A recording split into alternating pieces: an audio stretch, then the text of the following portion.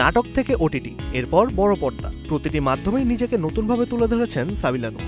Banalata express ও রকস্টারের পর এবার comedy ঘরানার ফ্ল্যাশ ফিকশন ফাইসা গেছে নিয়ে ওটিটিতে ফিরছেন তিনি। মাহমুদুর রহমান হিমি পরিচালিত ফাইসা গেছিতে উঠে আসবে এক রাইড শেয়ার চালকের জীবনের বিচিত্র কিছু ঘটনা। হাস্যরসের মোড়কে গল্পে রয়েছে সুযোগ, লোভ আর অপরাধবোধ।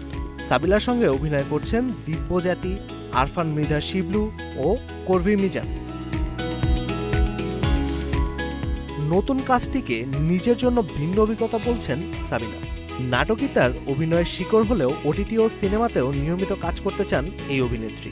তার কাছে মাধ্যম নয়, অভিনয় শিল্পী হিসেবে নিজেকে তুলে ধরাটাই গুরুত্বপূর্ণ।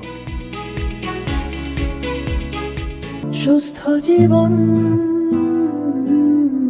সুন্দর পৃথিবী। এদিকে শাকিব খান ও মেহেদী হাসান হৃদয়ের নতুন সিনেমায় সাবিলাকে নায়িকা করার গুঞ্জন ছড়ালেও প্রযোজক জানিয়েছেন এ বিষয়ে এখনো কোনো সিদ্ধান্ত হয়নি। গুঞ্জনে কান্না দিয়ে নিজের কাজে মনোযোগী সাবিলা। বনলতা এক্সপ্রেসের চিত্রা, রকস্টারের মীরা, এরপর ফাইসা গেছির কমেডি চরিত্র একের পর এক ভিন্ন রূপে হাজির হয়ে একই ছাঁচে নিজেকে আটকে না রেখে চেষ্টায় যেন স্পষ্ট করছে এই অভিনেত্রী। নতুন চরিত্র, নতুন মেজাজ আর নতুন অভিজ্ঞতা। সাবিলা নূরের অভিনয় যাত্রায় এবার যুক্ত হয়েছে ফাইসা গেছি। 20 আগস্ট ওটিটিতে দেখা যাবে তার এই নতুন রূপ।